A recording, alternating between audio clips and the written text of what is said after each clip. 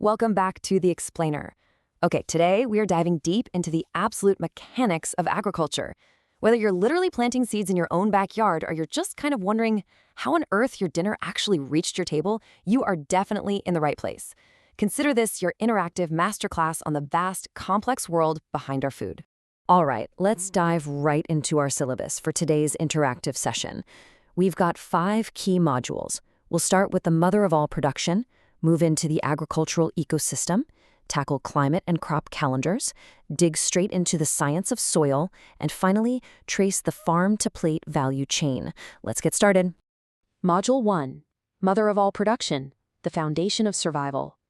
So I want you to think about this for a second. What actually powers our economy and, well, our day-to-day survival? We almost always think of massive tech companies or giant factories, right? But the real answer is actually deeply, literally rooted in the ground beneath our feet. Let's look at the hard data. The Economic Survey of India 2024-25, put out by the Ministry of Finance, hit us with a massive number, 16%. That is how much the agriculture sector contributes to the nation's entire gross domestic product. It's a foundational pillar holding up the whole economic structure. But hey, it's not just about the money, it's about the people. A staggering 46.1% of the entire workforce is employed right here in this single sector. Nearly half of the working population relies directly on working with life forms, cultivating crops and rearing livestock just to make a living. And that brings us to this incredible concept from our sources. Agriculture is often called the mother of all production. Now, why is that? Well, because it isn't just about food sustenance. It is the primary provider of raw materials for almost all human activities. Think about it for a second. Cotton for the clothes you're wearing, jute, leather, wood, rubber, oils. Without this mother sector, countless other industries simply could not exist.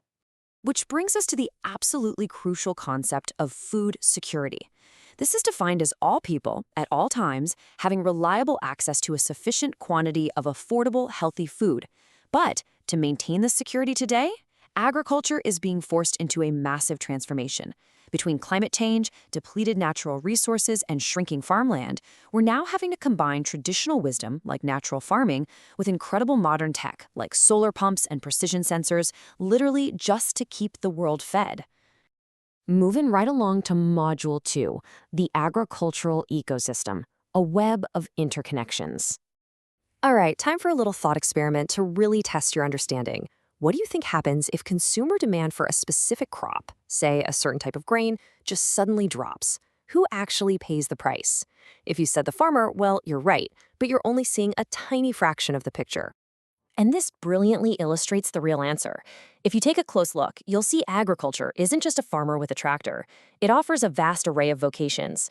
We're talking precision farmers, drone operators, data analysts, agronomists, soil conservationists, and equipment manufacturers. It is this deeply, deeply interconnected network of resources, institutions, and environment. The big takeaway here? Literally, no work is done in isolation. If that crop demand drops, the farmer hurts, sure. But then, slowly, the need for transportation fleets drops, the production of agricultural equipment stalls out, researchers, packaging designers, export traders, they all feel the exact same hit. Every single role is completely dependent on the others. Let's jump to Module 3, Climate and Crop Calendars, the Weather Keepers. Let's ground this with a real-world geographical puzzle. India has some incredibly diverse agroclimatic zones. But how on earth do farmers in extreme harsh environments, like the cold desert of Ladakh, sustain any farming at all? It honestly seems impossible, right? Look at how insanely tight the margins for survival actually are here.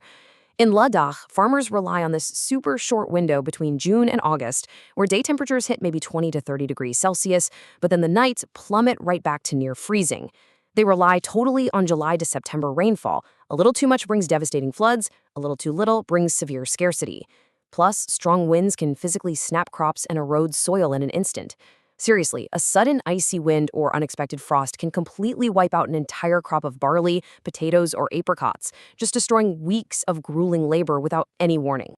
So, how do they survive this wild unpredictability? They rely on incredibly detailed crop calendars. Modern forecasting comes straight from the India Meteorological Department's Agro-Technological Advisory Services. They predict weather for the Kharif, Rabi, and summer seasons, and even give heads-ups on livestock disease outbreaks.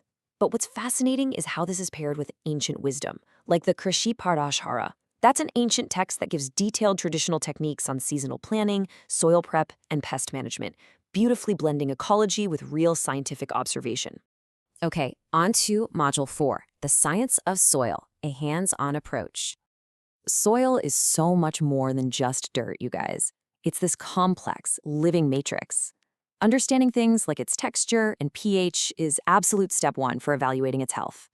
But how can you actually test the texture of the soil in your very own backyard without, needing a full science lab? Well, we're going to get hands-on here. You can actually test this with a super simple DIY mason jar experiment. First, fill a transparent jar about halfway up with your soil. Next, add water, shake it up really good, and just let it settle. The soil is going to naturally separate into layers: sand at the bottom, silt in the middle, and clay right at the top. The specific ratio of those 3 layers tells you exactly how well your soil holds vital water and nutrients, and how easily plant roots can actually grow through it. Try it out. And, just as the soil is complex, so are the seeds we plant in it. Have you ever heard of seed dormancy? This is a totally natural biological condition where seeds remain perfectly alive, but they flat out refuse to germinate. It's basically a brilliant evolutionary trick to survive harsh environments until it's actually safe to grow. As agriculturalists, sometimes we actually have to actively break this dormancy, like soaking rice seeds in hot water for a few hours. Other times, we deliberately induce it so we can safely store seeds away for the next season. Which brings us to our final module, Module 5, Farm-to-Plate Value Chain, the cost of convenience. Here is a highly relatable financial question, something that impacts literally every single one of us. Why is it that the vegetables you buy wrapped in plastic at the supermarket can cost 300 to 400% more than what they cost straight from the farmer at the local mandi? Now, what's really interesting about this slide is how it visually maps out that exact value chain. A very clear pattern emerges. As produce travels farther from the farm, gets processed more, or is packaged differently, its value increases at every single step of the journey. You aren't just paying for the vegetable itself. You're paying for an entire hidden sequence of services. Let's actually break down the math here sequentially. Let's say the initial harvest production cost at the farm is a baseline of 100 rupees. Now we start stacking. Post-harvest handling, stuff like refrigeration and warehouse storage, adds 15 to 20%. Next comes processing. Cleaning, pasteurization, or grinding grain into flour, that slaps on another 30 to 50% to the new total. And what if the farmer used hybrid seeds? The intense scientific research required just to create those seeds can add anywhere from 20 to a staggering 400% to the final baseline consumer cost. Understanding this massive value chain really empowers you to make informed choices about where you shop and what you eat. So as we wrap up this explainer, I want to leave you with this final provocative thought. The next time you sit down for a meal, take a real look at your plate. Can you trace the entire interconnected journey from the specific soil texture to the extreme weather, the allied workers, all the way to the true financial cost of exactly what's sitting right there in front of you? Thank you so much for joining me on The Explainer today, and keep learning.